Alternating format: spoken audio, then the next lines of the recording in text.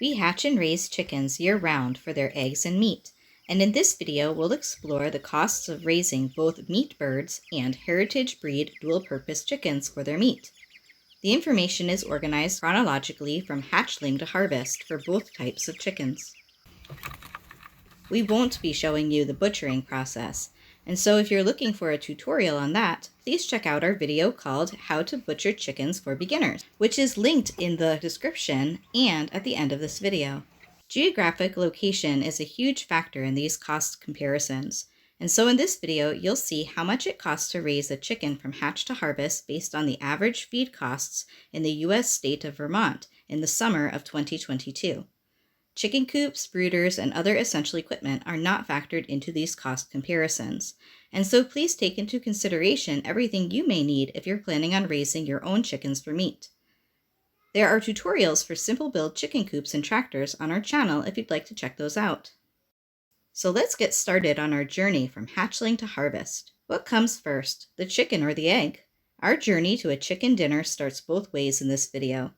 In this segment, we'll compare the costs of a dual-purpose hatchling with a Cornish Cross hatchling.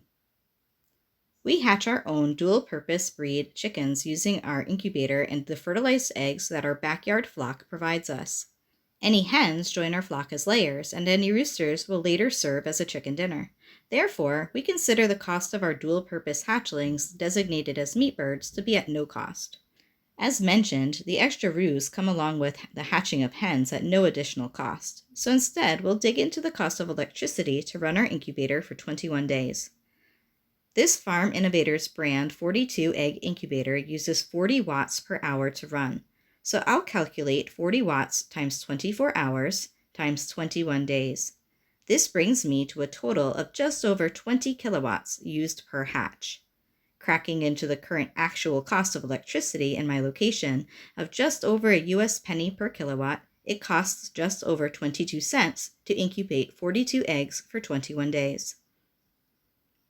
Now, being more realistic and applying our average hatch rate of 95%, we can expect at least 39 chicks to hatch, divided by the cost of 22 cents gives us the final cost of just about half a cent per chick.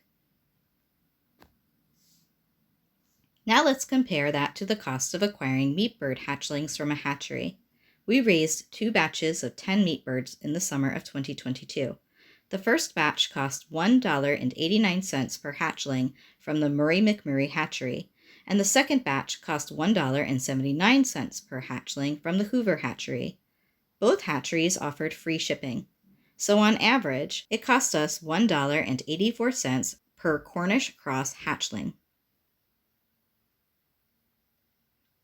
Both types of hatchlings have a similar upbringing on our hobby farm. For the first week, the meat bird chicks are contained in a brooder, either indoors if the weather is chilly or outdoors, weather permitting.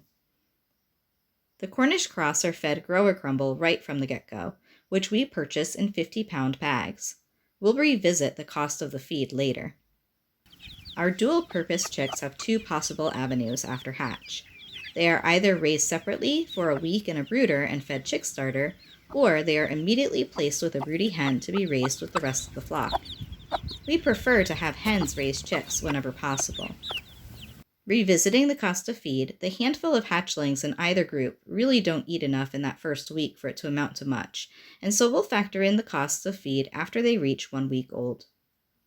After a week, both groups of hatchlings are ready to be placed among the whole flock, where they all free range all over the property all day long. This significantly reduces the feed costs for both types of birds. It seems to me like it isn't very popular to free range meat birds, but this is a normal practice for us. In the evening, we round up the meat bird chicks and place them in their own coop, where they can graze on the grower crumble until sundown. We continue to allow the meat birds to free range every day for that first month. After 1 month, our 10 meat birds have consumed about 25 pounds of grower crumble. To put an actual dollar value on their feed costs, we'll start with the average price of non-organic grower crumble from our local feed store, which is $21 for a 50-pound bag, or $10.50 for half that amount. Divided by our 10 birds brings us to a total cost of $1.05 per meat bird for the first month. Finding the average cost of feed for our dual-purpose birds is a little harder since they are fed along with the rest of the large flock using our own custom fermented feed mix. The formula varies, but essentially, to make our fermented feed, we mix in 50 pounds of layer pellets with 50 pounds of cracked corn. This amount of food will last for 1 month. Each bag costs about $15 each, bringing our total cost to $30 for a month's worth of food.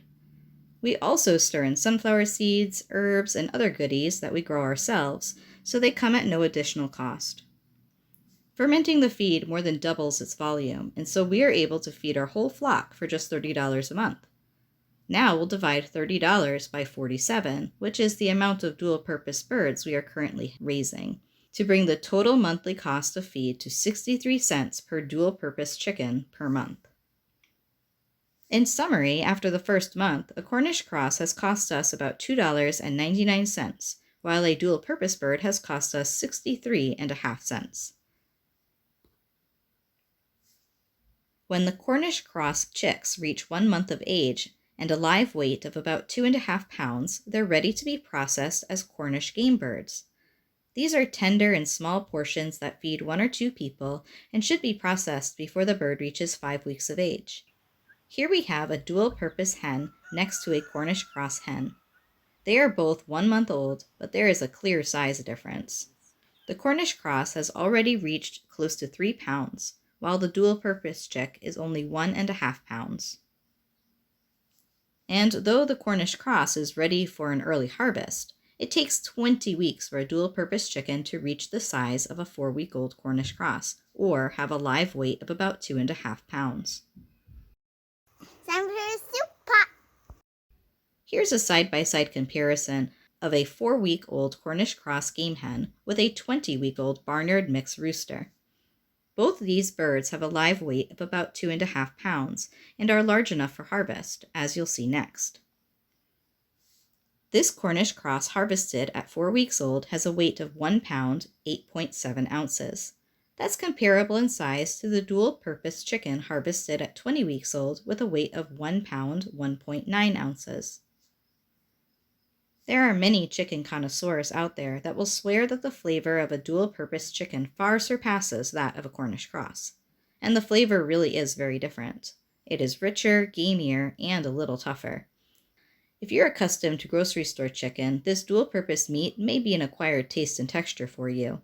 Bottom line, you shouldn't raise dual-purpose breed chickens and then expect it to have the same flavor and texture of a commercially available chicken, because it just is not the same thing. In this segment, we'll calculate the cost of raising Cornish Cross to harvest at 10 weeks old. The chicks are now a little over a month old. Though the dual-purpose breeds are eating a little more as they grow bigger, the cost of feed for them will stay about the same due to their free-ranging. The Cornish Cross will consume more and more feed as the days progress, and you can expect to feed them double what they have consumed in their second month than in their first month of growth. By the time our 8 remaining Cornish Cross birds reach their full harvest size of 8 pounds or more live weight, they've consumed 75 pounds of broiler crumble. That's a cost of $4 per Cornish Cross for just the second week of growth. We'll add that to the previously accumulated cost of $2.99 per bird to bring the total cost to raise each Cornish Cross to harvest to $6.99 each. We actually harvested these full-size Cornish Cross at almost 11 weeks old, and they could have been raised longer. This meat bird has a live weight of 8.5 pounds. After processing, it weighs in at a generous 5 pounds, 9.9 ounces. And for the ultimate measure of whether it was worth it monetarily to raise our own meat birds, we'll calculate it out to about $1.27 per pound.